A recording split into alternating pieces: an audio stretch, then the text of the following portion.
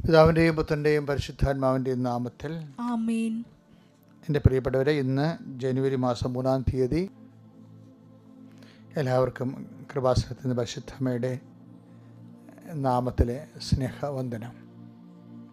നമുക്ക് പ്രാർത്ഥിക്കാം. അമ്മേ പരിശുദ്ധ അമ്മേ, അമ്മേ പരിശുദ്ധമേ, ദേവമാതാവേ, ദൈവമാതാവേ, അന്ന് അങ്ങ് കൃപാസനത്തിൽ പ്രത്യക്ഷപ്പെട്ട് വരാൻ പോകുന്ന മഹാദുരന്തത്തിൽ നിന്ന് രക്ഷപ്പെടാനും എല്ലാവർക്കും വേണ്ടി പ്രാർത്ഥിക്കുവാനും ആവശ്യപ്പെട്ടിട്ട് 20 വർഷം തികയുന്ന ഈ വേളയിൽ കൃപാസനത്തിലൂടെ ഞങ്ങൾക്കും ഈ ദേശത്തിനും അങ്ങ് മധ്യസ്ഥം തേടി തന്ന എല്ലാ അനുഗ്രഹങ്ങൾക്കും കൃപകൾക്കും ഞങ്ങളിപ്പോൾ ഹൃദയം നിറഞ്ഞ നന്ദി പറയുന്നു. പരിശുദ്ധമ്മേ, ജപമാല മാതാവേ, സകല കൃപാസനം പ്രാർത്ഥനകളോടും ചേർത്ത് ഞങ്ങളിപ്പോൾ പ്രാർത്ഥിക്കുന്ന ഈ കുടുംബത്തിന്റെ പ്രത്യേക നിയോഗം പ്രാർത്ഥന ആവശ്യങ്ങൾ പറയുക. ഇന്നത്തെ പ്രാർത്ഥന ആവശ്യം: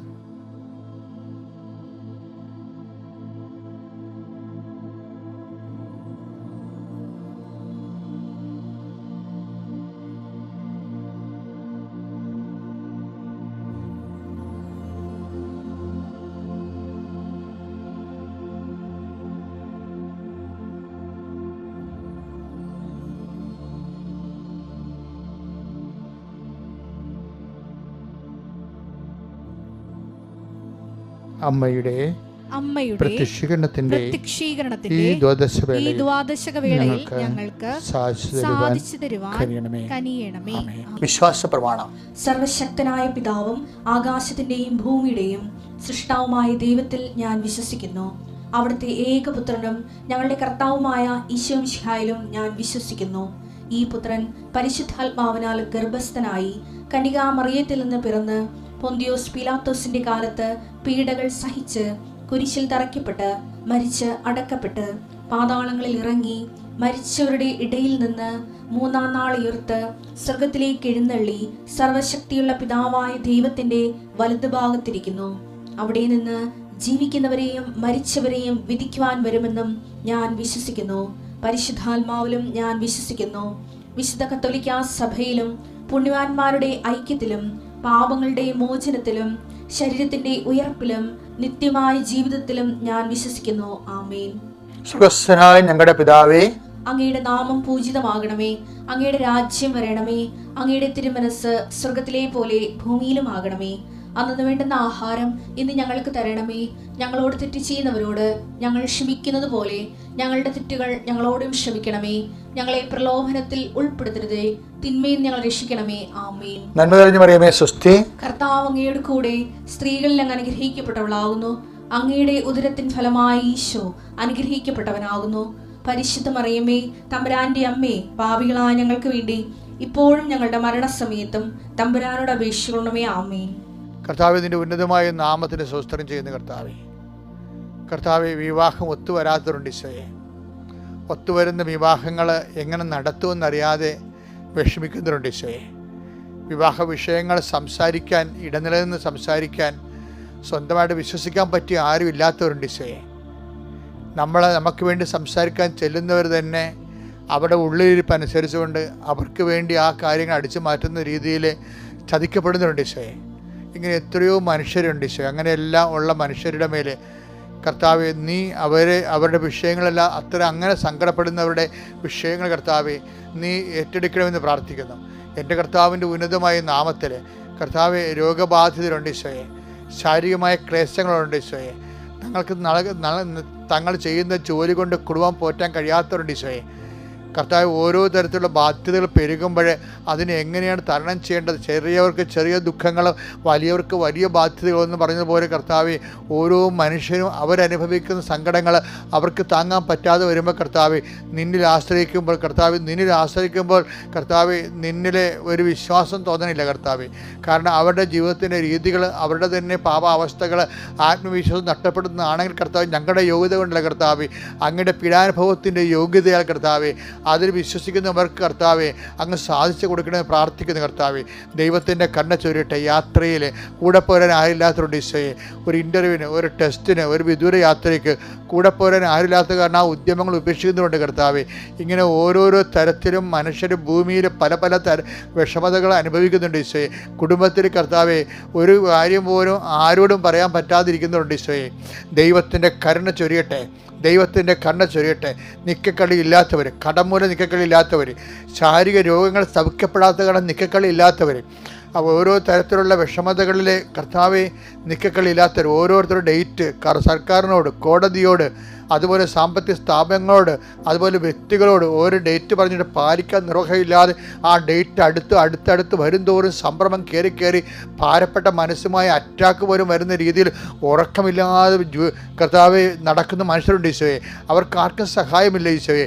നീ മാത്രമേ തുണയുള്ളൂ കർത്താവെ. ഈ പ്രാർത്ഥന കൃപാസന ആൾത്താരെ ജീവനോടെ പ്രത്യക്ഷപ്പെട്ട പരിശുദ്ധ അമ്മയുടെ മധ്യസ്ഥയിലാണ് പ്രാർത്ഥിക്കുന്നത്.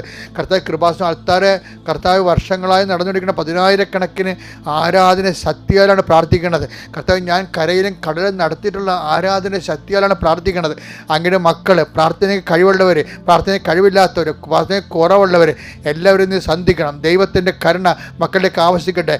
എൻ്റെ കർത്താവിൻ്റെ ഉന്നതമായ നാമത്തിൽ, സഭയുടെ അധികാരത്തിൽ, കുരിശിൻ്റെ അടയാളത്തിൽ ദൈവശക്തിയാൽ നീ സംരക്ഷിക്കപ്പെടട്ടെ. നീ സൗഖ്യപ്പെടട്ടെ. നീ വിടുതൽ പ്രാപിക്കട്ടെ. നീ അനുഗ്രഹിക്കപ്പെടട്ടെ. നീ ആത്മവിശ്വാസം പ്രാപിക്കട്ടെ. നിൻ്റെ ജീവിതം ആത്മീയമായ ആഘോഷമായി മാറട്ടെ. നിത്യം പിതാവും പുത്രനും പരിശുദ്ധാത്മാവുമായ സർവേശ്വര എന്നേക്കും ആമേൻ. എൻ്റെ പ്രിയപ്പെട്ടവരെ, നമ്മൾ ഇന്നത്തെ വചനം നമ്മൾ വായിക്കുന്നത് ഹോശയ്യ 11:7.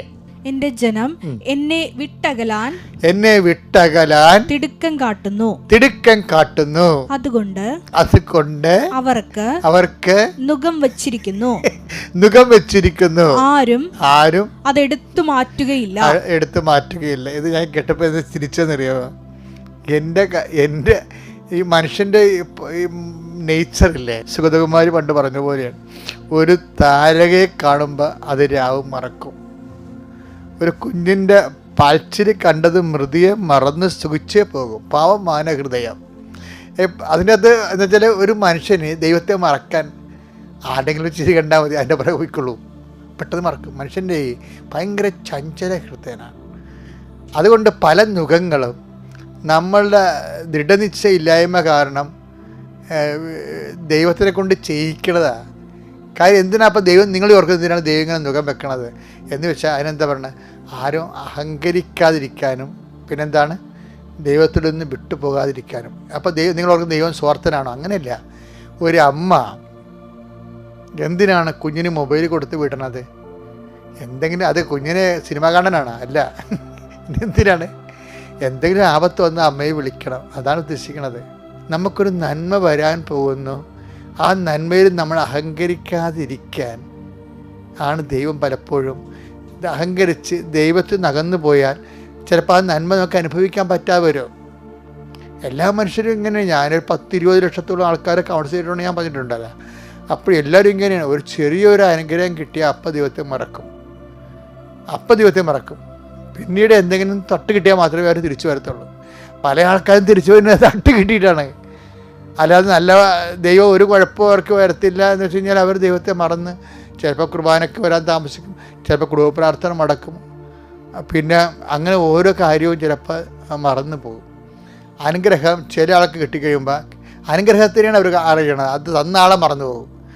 തന്നാളെ മറന്നു പോകാതിരിക്കാൻ വേണ്ടി ചില സമയത്ത് ചില തരത്തിലുള്ള ചില നല്ല കൂട്ടുകാർ വിട്ടുപോകും നമുക്ക്. അപ്പം നമ്മൾ ഓർക്കും ഇനി ഇത് ആരോട് പറയാനാണ് എനിക്കിത്. ഇപ്പം നമുക്ക് എന്തെങ്കിലും സന്തോഷം ഉണ്ടായി കഴിഞ്ഞാൽ ഉടനെ ആൾക്കാർ ഷെയർ ജോയി കണ്ടു കഴിഞ്ഞാൽ ആൾക്കാർ വന്നാൽ ഉടനെ ഷെയർ ചെയ്യത്തില്ലേ?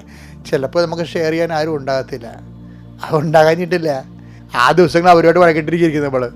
ചിലപ്പോൾ അത് മനഃപൂർവ്വമായിരിക്കും. എന്ന് വെച്ച് കഴിഞ്ഞാൽ ഈ ജോയി ഷെയർ ചെയ്തിട്ട് ഈ ഷെയറിങ്ങിലൂടെ അവർ രണ്ടുപേരും ദൈവത്തെ മറക്കും. അത് ഭയങ്കരമായ ഒത്തിരി പേർക്ക് ഉണ്ടാകുന്ന നിനക്കൊരു പ്രശ്നം ഉണ്ടാകുമ്പോൾ ഓർക്ക് എന്തോ നന്മ വരാൻ പോണെന്ന്. അല്ലാതെ എനിക്കിങ്ങനെ ഞാൻ അദ്ദേഹം പ്രാർത്ഥിച്ചിട്ട് എനിക്കിങ്ങനെ സംഭവിച്ചെന്നല്ല സംഭവിക്കണം. അതായത് എപ്പോഴും നമുക്ക് നല്ല സന്തോഷം വരണ സമയത്ത് അതിൻ്റെ കൂടെ അതിൻ്റെ അഹങ്കാരം ഉണ്ടായിരിക്കുമ്പോൾ ഒരു മുഖം വെക്കും. അതാ ഹോശേയ 11:7 വായിച്ചേ. എന്റെ ജനം എന്നെ വിട്ടകലാൻ എന്നെ വിട്ടകലാൻ തിടുക്കം കാട്ടുന്നു. അതുകൊണ്ട് അവർക്ക് നുകം വെച്ചിരിക്കുന്നു. അപ്പോൾ ഓർക്കേണ്ടത് എന്റെ ജനം എന്ന് പറയുന്നുണ്ടേ, എല്ലാവരും ദൈവത്തിന്റെ ജനമാണെങ്കിലും ദൈവം ഓൺ ചെയ്യണം. ദൈവം ഓൺ ചെയ്താൽ എൻ്റെ നിർമ്മലൻ അഴിഞ്ഞു പോകാൻ അനുവദിക്കത്തില്ല. അല്ലേ? സങ്കീർത്തനം 16:10. സങ്കീർത്തനം 16:10. അവിടുന്ന് എന്നെ പാതാളത്തിൽ തള്ളുകയില്ല. അങ്ങയുടെ പരിശുദ്ധൻ ജീർണിക്കാൻ അനുവദിക്കുകയില്ല. അപ്പൊ അതിന്റെ വിഷയം മനസ്സിലായി. ഏത് നുകം വെച്ചാലും നമ്മളെ തള്ളിക്കളയത്തില്ല. കാര്യം എന്താണ്? എൻ്റെ നിർമ്മലൻ എന്നാ പറയണത്. അതുപോലെ തന്നെ അവിടുന്ന് എൻ്റെ മേൽ നുകം വെച്ചിരിക്കുന്നു. അപ്പം ചില ഭാരങ്ങളൊക്കെ വരുമ്പോഴേ അത് ഓർക്കണം, നമ്മൾ ദൈവത്തിൽ നിന്ന് മാറിപ്പോകാതിരിക്കാനാണ്. അതിന് സങ്കീർത്തനം ചിലയാൾ പറയുവേ, എനിക്ക് അമിതമായ പണം തരരുത്, എനിക്ക് അമിതമായ സന്തോഷം തരരുത്. നമുക്ക് സുഭാഷിതത്തിൻ്റെ 30-ാം അധ്യായം 8-ാമത് വാക്യം പരിശോധിക്കാം. അസത്യവും വ്യാജവും എന്നിൽ നിന്ന് അകറ്റി നിർത്തണമേ. ദാരിദ്ര്യമോ സമൃദ്ധിയോ എനിക്ക് തരരുതേ. ആവശ്യത്തിന് ആഹാരം തന്ന് എന്നെ പോറ്റണമേ. 9-ാം തിരുവചനം. ഞാൻ സമൃദ്ധിയിൽ അങ്ങയെ അവഗണിക്കുകയും കർത്താവ് ആര് എന്ന് ചോദിക്കുകയും ചെയ്തേക്കാം. ദാരിദ്ര്യം കൊണ്ട് മോഷ്ടിച്ച് ദൈവനാമത്തെ നിന്ദിക്കുകയും ചെയ്തേക്കാം. അപ്പൊ ഇതെന്ന് വെച്ചാൽ ഈ മിതശീതോഷ്ണമായിട്ട് ലൈഫ് പോകത്തുള്ളത്. അതായത് ഒത്തിരി നമ്മള് സന്തോഷത്തിൻ്റെ കാലം മാത്രമാണ് ചിലപ്പോൾ ദൈവത്തെ മറന്നു പോകും. എപ്പോഴും സങ്കടം മാത്രമാണെങ്കിലും നമ്മൾ ചിലപ്പോൾ നിരീശ്വരവാദികളായി പോകും. സാധാരണ മനുഷ്യൻ്റെ ഒരു ഭാവമാറ്റങ്ങൾക്ക് 2 എക്സ്റ്റൻഷനേ ഉള്ളു. അതുകൊണ്ടാണ് ഒരു മീഡിയം ലെവലിൽ നിർത്താൻ വേണ്ടി പറയണത്. ഇതാണ് ഞാൻ നിങ്ങളോട് ആദ്യമേ പറഞ്ഞത്. അതായത് അമിതമായ സന്തോഷം വരുമ്പോൾ അതിൽ ചെറിയ റെഗുലേഷൻ വരും. നമ്മുടെ എല്ലാവരുടെയും ജീവിതത്തിലും ഉണ്ടാവും ഇതുപോലെ. നല്ല ദിവസങ്ങൾ ചില സമയത്ത് ചില വിഷയങ്ങൾക്ക് ഒരു റെഗുലേഷൻ വരും. അതിൻ്റെ കാരണം ബൈബിള് പൊതുവെ നൽകുന്നൊരു തോട്ടാണത്. എന്താ തോട്ടം വെച്ച് കഴിഞ്ഞാൽ, അവിടുന്ന് അഹങ്കരിക്കാതിരിക്കാൻ എനിക്കൊരു മുള്ളു തന്നെന്ന് പറയണില്ല. അതാണ് സംഭവം. അത് വായിച്ചത് 2 കൊരിന്തോസ് 12:7. 2 കൊരിന്തോസ് 12:7. വെളിപാടുകളുടെ ആധിക്യം വരുമ്പോഴേ സന്തോഷത്തിന്റെ ആധിക്യം വരിക. ആത്മീയ സന്തോഷത്തിന്റെ ആധിക്യമാണ് വെളിപാടുകളുടെ ആധിക്യത്താൽ ഞാൻ അധികം ആഹ്ലാദിക്കാതിരിക്കേണ്ടതല്ല സംഭവം. ഓവറായിട്ട് അധികമായിട്ട് ആഹ്ലാദിക്കാതിരിക്കാൻ. ശരീരത്തിൽ ഒരു മുള്ള് എനിക്ക് നൽകപ്പെട്ടിരിക്കുന്നു. അതായത് ദൈവം ഏറ്റെടുത്ത ദൈവ പൈതലിൻ്റെ ഒരു ലക്ഷണമാണത്. അത് ഇപ്പം എനിക്ക് കിഡ്നിയുടെ രോഗമില്ലേ, അപ്പോൾ അപ്പോൾ നിങ്ങളോർക്ക് ഞാൻ 24 hours കർത്താവിൻ്റെ ജോലി ചെയ്യുന്ന ആളല്ലേ. അപ്പോൾ ദൈവം എന്നെ ഫ്രീ ആക്കി നിർത്തത്തില്ല. അപ്പോൾ നിങ്ങൾ ആൾക്കാർക്ക് വിവരമില്ലാത്തമാർ ചോദിക്കും, ഇത്രയും കഷ്ടപ്പെട്ട് ദൈവത്തിന് വേണ്ടി വിവരം ചെയ്തിട്ട് അങ്ങേർക്ക് ഭയങ്കര കുറിച്ചാണല്ലോ. അതല്ല സംഭവം. അതായത് സോഡിയം എപ്പോഴും ഇങ്ങനെ ഓപ്പണായിട്ട് വെക്കത്തില്ല, അതിങ്ങനെ മണ്ണെണ്ണയിലിട്ട് വെക്കും. അല്ലേ? നമ്മളെ കെമിസ്ട്രിയുടെ പഠനശാലയൊക്കെ പണ്ട് എന്നെ പഠിപ്പിച്ച പപ്പിയാസ് സാറ് ഇത് സോഡിയം കാണിക്കുമായിരുന്നു. സോഡിയം എടുത്ത് പുറത്ത് കൊണ്ടിട്ട് സോഡിയം പുറത്ത് വരുമ്പോൾ സോഡിയം ഓടി കിടക്കും, പോഞ്ഞ് ഓടി കിടക്കും. അവിടെ മുഴുവൻ പുകയ്ക്ക് കളയും. അത് കാരണം എന്താ, ഇത് മുക്കിയിട്ടേക്കും. ഇതുപോലെയാണ് ദൈവം ചെയ്യണത്. നമ്മുടെ നല്ല സന്തോഷത്തെയും കൃപയെയും ദൈവം ചിലപ്പോൾ സങ്കടത്തിൽ മുക്കിയിട്ടേക്കും. അതെന്തുകൊണ്ടാണ്? വെളിപാടുകളുടെ ആധിക്യത്താൽ അഹങ്കരിക്കാതിരിക്കാൻ. ഫുൾ സ്വിങ് ആയിട്ടുള്ള ഒരു വചനമാണത്. അതായത് അവിടുന്ന് മരുഭൂമിയിലൂടെ 8:3 നിയമാവർത്തനം 8:3. അവിടുന്ന് നിങ്ങളെ എളിമപ്പെടുത്തുകയും അതെ കണ്ട, അതാണ് സംഭവം. വിശപ്പറിയാൻ വിടുകയും നിങ്ങൾക്കും നിങ്ങളുടെ പിതാക്കന്മാർക്കും അപരിചിതമായിരുന്ന മന്ന കൊണ്ട് നിങ്ങളെ സംതൃപ്തരാക്കുകയും ചെയ്തത് അപ്പം കൊണ്ട് മാത്രമല്ല കർത്താവിന്റെ നാവിൽ നിന്ന് പുറപ്പെടുന്ന ഓരോ വാക്കുകൊണ്ടുമാണ് മനുഷ്യൻ ജീവിക്കുന്നത് എന്ന് നിങ്ങൾക്ക് മനസ്സിലാക്കി തരാൻ വേണ്ടിയാണ്. ഇതുപോലുള്ള വചനം വല്ലയിടത്തും കിട്ടുമോ? അതായത് നമ്മൾ അമിതമായി സന്തോഷിക്കാതിരിക്കാനും ഈ സന്തോഷം, അല്ലെങ്കിൽ ഇപ്പം നീ ഒരു സിനിമ നിർമ്മിതാവാണ്, അല്ലെങ്കിൽ നീ ഒരു സിനിമ ഡയറക്ടറാണ്, അപ്പോഴും ഭജനം അപ്പം അമിതമായ സന്തോഷം ഉണ്ടാവും. കാര്യം നിന്നേക്കാൾ സീനിയറായിട്ട് വന്ന ആൾക്കാർക്ക് ഒരു അവാർഡ് കിട്ടിയിട്ടില്ല, നിനക്ക് കിട്ടിയെന്ന് വിചാരിച്ചോ? ഇത് നിനക്ക് പഠനകാലങ്ങൾക്കെല്ലാം ഉണ്ടാകുന്നത്. അപ്പോൾ എന്നാ പറ്റും? അപ്പോൾ അതുകൊണ്ട് സന്തോഷം ഉണ്ടാകുമ്പോൾ കർത്താവ് പറയും എന്താണ്, ഈ സന്തോഷം കൊണ്ട് മാത്രമല്ല മനുഷ്യൻ ജീവിക്കണമെന്ന് പറയും. മാത്രമല്ല, അതാണ് വിഷയം. മാത്രമല്ല ജീവിക്കണത്. ഇപ്പോൾ നിനക്ക് പഠനത്തിൽ റാങ്ക് കിട്ടി, സാഹിത്യം എഴുതുമ്പോൾ നിനക്ക് അവാർഡ് കിട്ടി. അപ്പോൾ കർത്താവ് പറയും ഈ അവാർഡിൻ്റെ സന്തോഷം മാത്രമല്ല മനുഷ്യൻ ജീവിക്കുന്നത്. എന്താണ്? തൻ്റെ വായിൽ നിന്ന് വീഴുന്ന ഓരോ വചനം കൊണ്ടാണ്.